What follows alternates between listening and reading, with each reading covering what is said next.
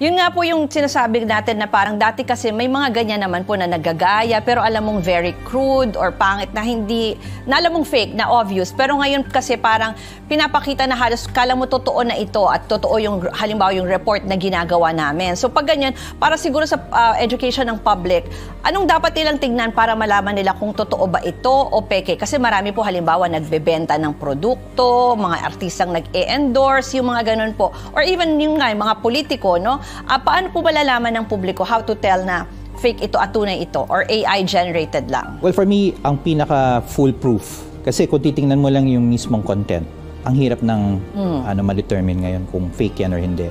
And over time, gaganda at gaganda pa yan. The best way to check is ano ba yung intent ng video.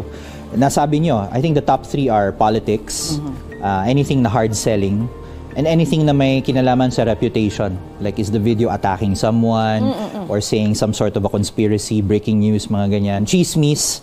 Yan yung mga top use cases for that